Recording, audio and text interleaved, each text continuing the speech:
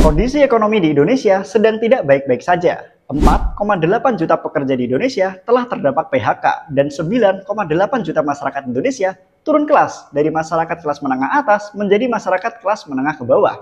Ancaman ekonomi ini diprediksi akan terus berlanjut hingga akhir tahun 2024. Jangan sampai kamu menjadi salah satu korban dari ancaman ekonomi ini. Lalu, bagaimana caranya kita bisa selamat dari ancaman ekonomi di akhir tahun 2024? Simak video ini sampai selesai.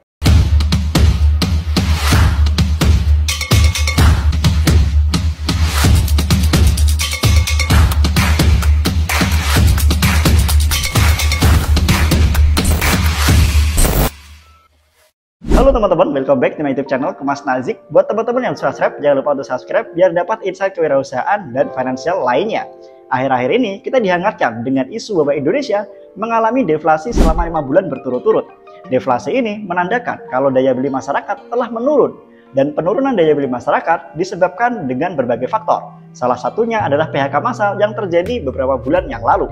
Totalnya 4,8 juta masyarakat terdampak PHK. Dan tentunya masyarakat terdampak PHK ini harus memutar otak untuk tetap bertahan hidup dengan cara menggunakan uang tabungan sisanya untuk tetap mengkonsumsi bahan-bahan makanan pokok. Namun dengan menggunakan uang tabungan, mereka tentu berpikir untuk lebih efisien dan menghemat pengeluaran mereka. Sehingga penghematan dan efisiensi ini menjadi indikator kenapa daya beli masyarakat menjadi menurun. Untuk kita bisa menganalisis masalah ini dan menemukan celah supaya kita bisa selamat dari ancaman ekonomi ini, teman-teman harus memahami ada 4 bagian di video ini yang akan aku jelaskan. Yang pertama adalah bagian tentang 4 kelas ekonomi masyarakat di Indonesia. Bagian yang kedua, akar masalah yang terjadi. Bagian yang ketiga, apa yang harus dilakukan pemerintah. Dan bagian yang keempat, apa yang harus teman-teman atau kalian lakukan. So, simak video ini sampai selesai ya. Bagian yang pertama adalah tentang 4 kelas masyarakat ekonomi di Indonesia. Yang pertama adalah ada masyarakat kelas atas yang jumlahnya sangat minim sekali. Lalu ada masyarakat kelas menengah ke atas, masyarakat kelas menengah ke bawah, dan masyarakat kelas bawah atau rentan miskin. Dari data Badan Pusat Statistik yang terbaru, masyarakat kelas menengah atas telah turun kelas menjadi kelas menengah ke bawah. Jumlahnya tidak main-main, 9,8 juta masyarakat. Atau itu setara dengan 21,45% dari jumlah total masyarakat kelas menengah atas yang ada. Kondisi ini menyebabkan masyarakat kelas menengah atas hanya tersisa 47,5 juta masyarakat, atau hanya sekitar 17,13%. Sementara masyarakat kelas menengah ke bawah jumlahnya sangat banyak sekali, yaitu 137,5 juta orang, atau 49% dari seluruh total masyarakat di Indonesia. Ini hampir separuh dari seluruh penduduk Indonesia ternyata masih berada di kelas menengah ekonomi ke bawah. Dan shocking partnya lagi, ternyata masyarakat kelas bawah atau yang rentan miskin jumlahnya juga sangat besar di Indonesia, yaitu 67,69 juta jiwa. Artinya ada 24,21% masyarakat kelas bawah atau rentan miskin.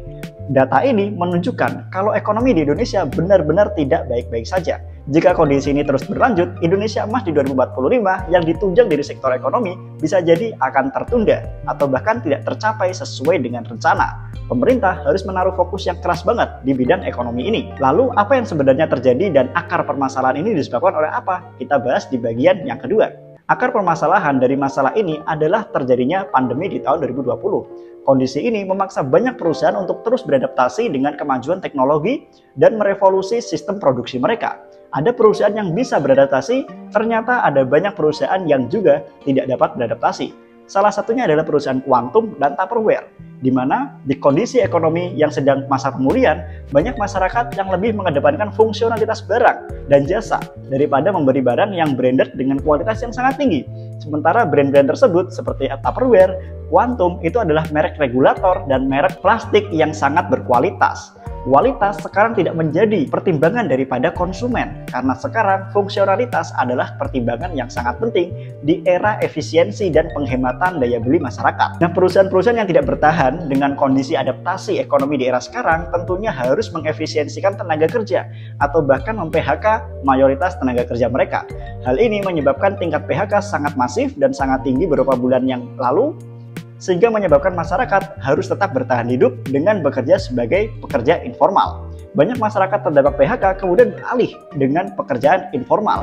Contohnya menjadi driver ojek online, berjualan, berdagang, dan banyak lainnya. Namun, sebagai pekerja informal, mereka tidak dilindungi dengan asuransi. mereka harus membayar BPJS dengan biaya sendiri yang tentunya membebani beban ekonomi atau keuangan mereka. Sehingga mereka harus terus menguras tabungan mereka untuk sekedar bertahan hidup dan mencukupi kebutuhan keluarga mereka. Kondisi-kondisi tersebut menyebabkan banyak perusahaan kemudian merugi. Banyak perusahaan penjualannya menurun dengan sangat tajam, bahkan harus mengobrol semua produk-produk sisa stok dari produk-produk mereka sendiri. Semakin ini berlanjut, maka akan semakin banyak perusahaan yang terdampak dan akan menjadi rantai pasokan yang terhambat, sehingga banyak terjadi PHK lanjutan hingga akhir tahun 2024 selama penyeimbangan atau pengkondisian ekonomi ini belum juga terjadi. Lalu sebenarnya apa yang harus pemerintah lakukan dengan segera supaya kondisi ini tidak terus berlanjut hingga akhir tahun 2024 dan banyak masyarakat yang masih bisa diselamatkan? Tentunya hal yang harus dilakukan pemerintah adalah yang pertama, mendorong dengan masif investasi untuk masuk ke dalam negeri.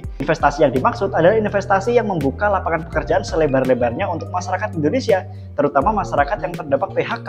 Investasi itu adalah investasi di bidang manufaktur, industri, dan tekstil, di mana banyak mempekerjakan masyarakat kelas menengah. Nah, masyarakat kelas menengah ini betul-betul nganggur dan banyak yang bekerja sebagai sektor informal.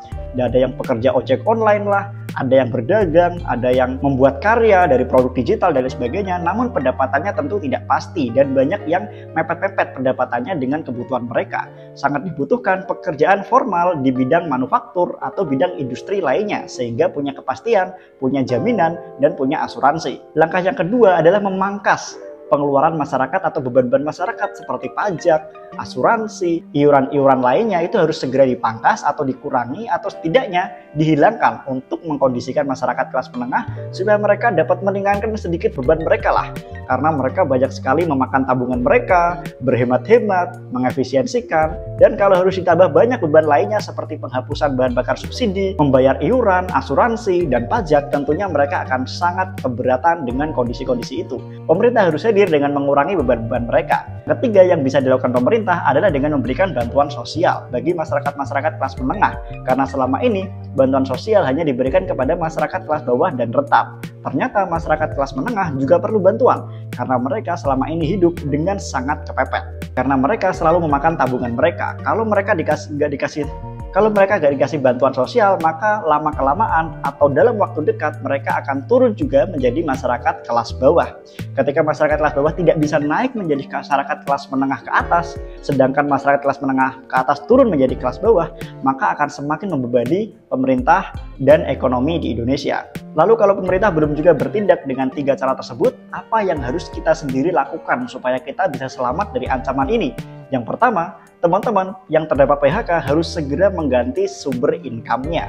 Salah satunya dengan bekerja di sektor informal, seperti menjadi ojek online, berdagang, berjualan, membuat produk digital, dan masih banyak lagi pekerjaan sektor informal yang bisa menjadi substitusi atau pengganti sumber keuangan kalian. Penting banget di era sekarang untuk teman-teman bisa bertahan hidup. Hanya bertahan saja.